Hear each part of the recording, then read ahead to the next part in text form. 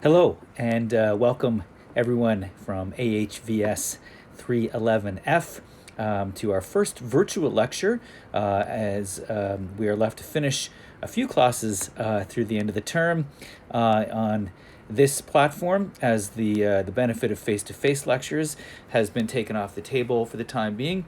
And I just want to encourage everyone to be aware that I've been working very hard to polish up my technological skills with graphic design and my skills with creating videos like this one. And I'm sure you're going to be impressed in the end with the caliber of video that I've been able to produce.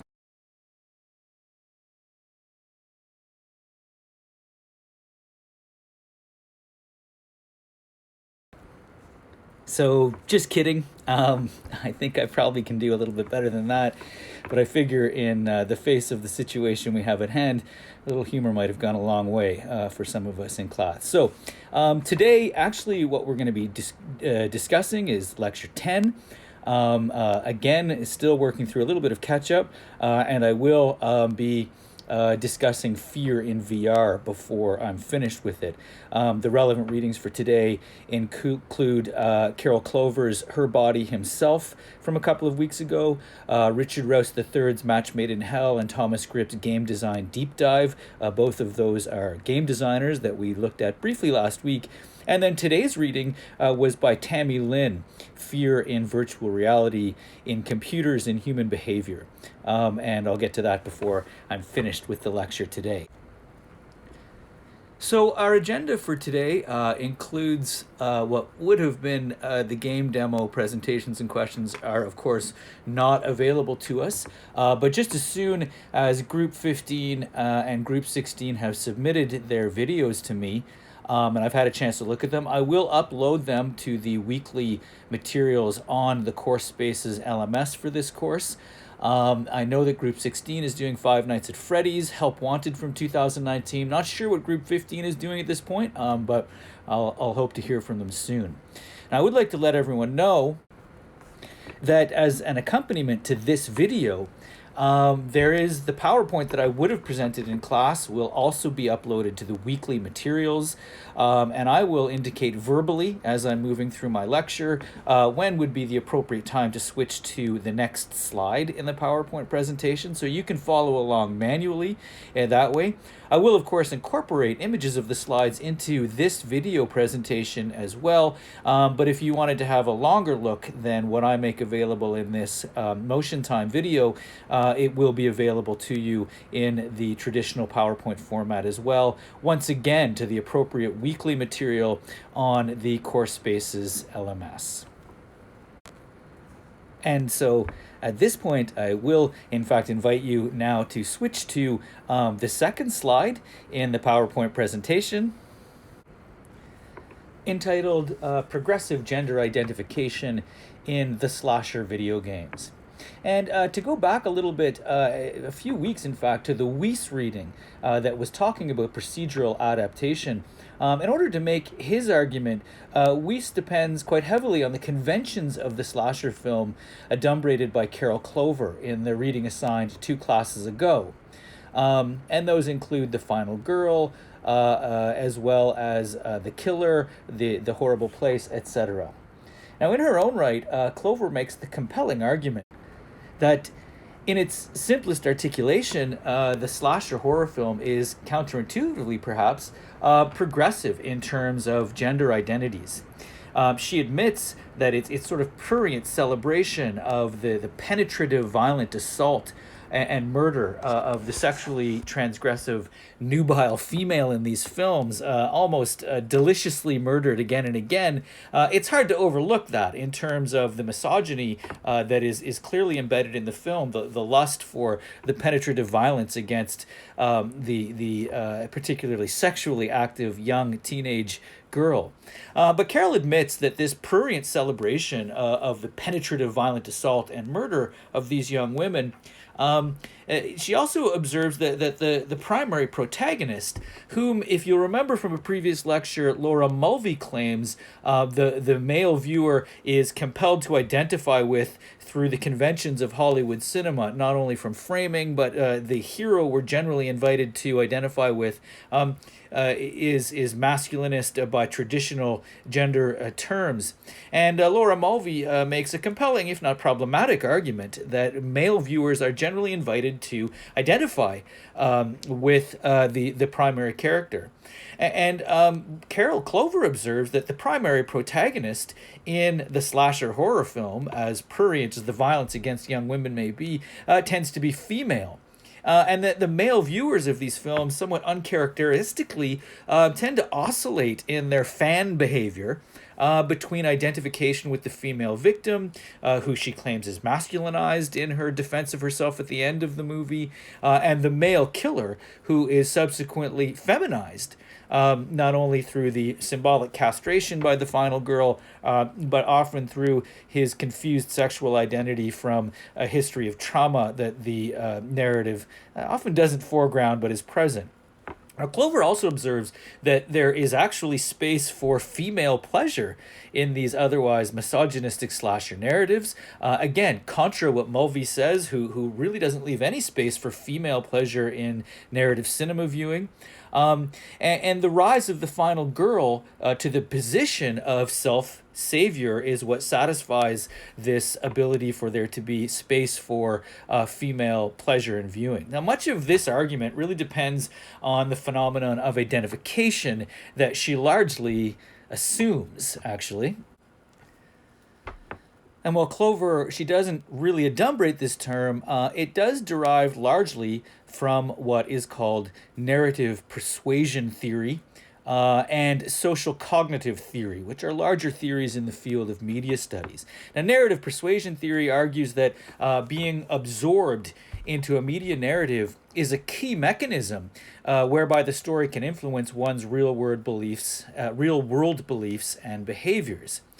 Engagement with a media narrative consists of transportation, a term we've looked at before, perceived similarity to characters in the story, and empathetic feeling toward those characters. Now, perceived similarity and empathy, while clearly involved in transportation, are actually more closely connected to the term identification. Now, identification is derived specifically from social cognitive theory, and it carries much the same meaning as narrative persuasion theory. It can be defined as an imaginative process through which an audience member assumes the identity, goals, and perspective of a character. So identification then involves a cognitive response, a perceived similarity, and then an emotional response, empathy. And if you are listening carefully,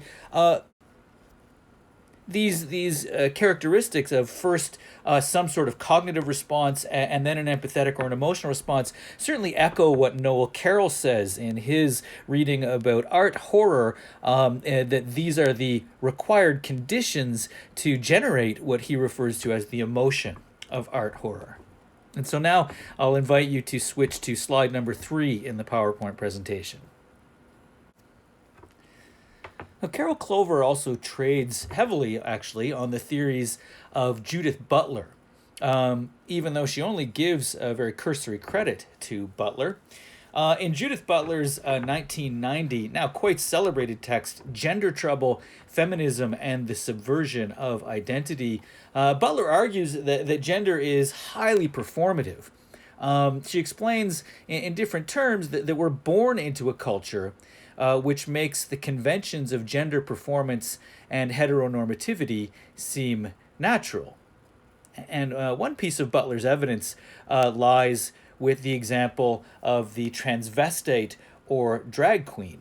That is to say that according to Butler, the fact that transvestites and drag queens can perform, as she calls it, a gender to which they don't necessarily subscribe, and quite convincingly by the conventions of our cultural standards, is very strong evidence, in fact, that gender as it manifests in society is performative.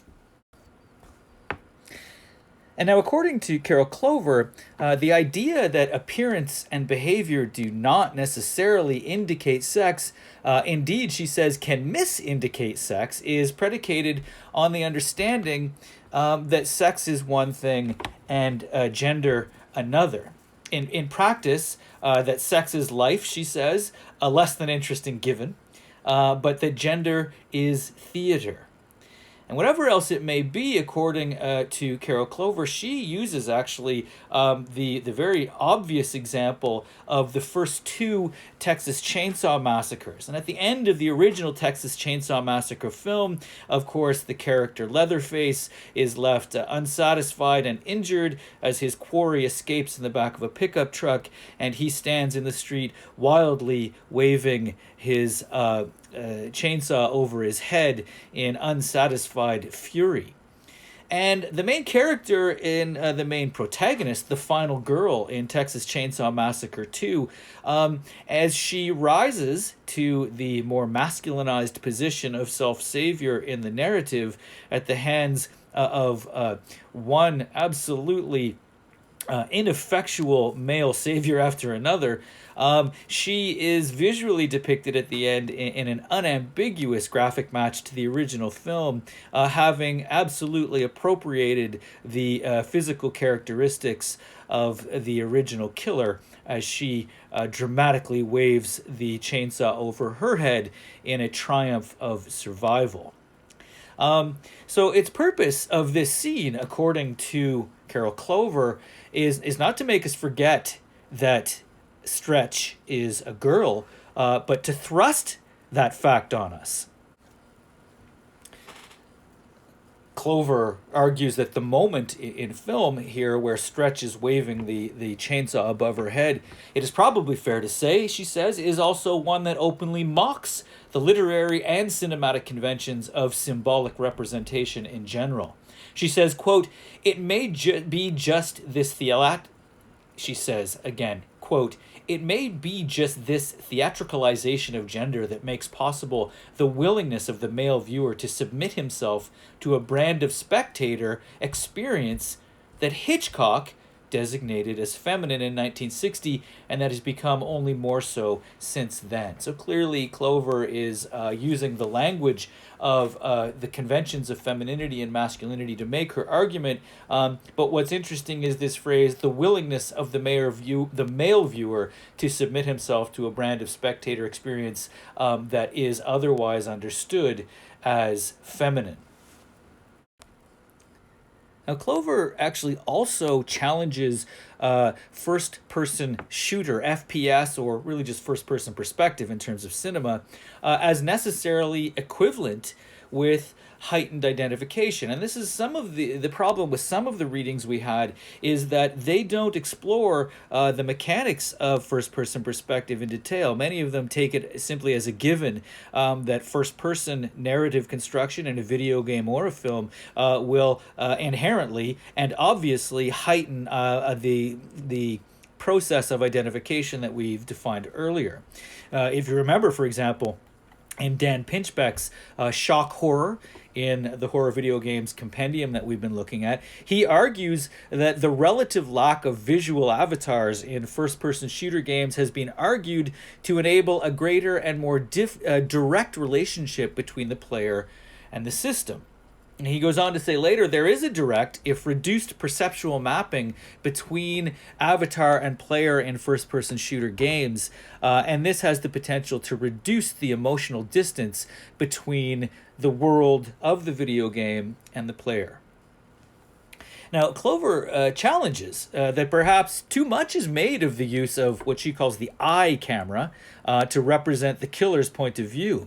In these passages, she says, they are usually few and brief but powerful. The moments in the slasher killer film when we are given the perspective of the killer, the subjective perspective of the killer. She says we see through his eyes, and on the soundtrack we hear his breathing and heartbeat. His and our vision is partly obscured by bushes or window blinds in the foreground.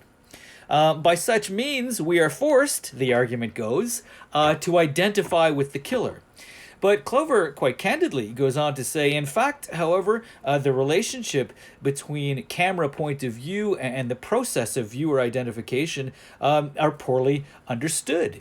The fact, she says, that Steven Spielberg can stage an attack in Jaws from the shark's point of view, underwater, rushing upward toward the swimmer's flailing legs, or Hitchcock can do the same with an attack in The Birds from the bird's eye perspective from the sky, or as they gather to swoop down on the streets of Bodega Bay, would seem to suggest either that the viewer's identificatory powers, Clover says, are unbelievably elastic, or that point of view shots can sometimes simply be pro forma.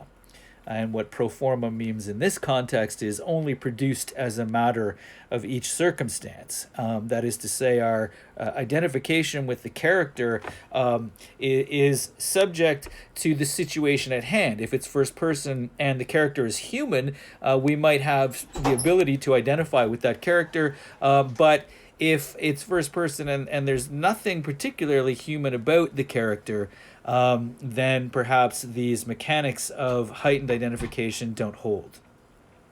But Clover says, let us, for the moment, accept the equation that point of view equals identification.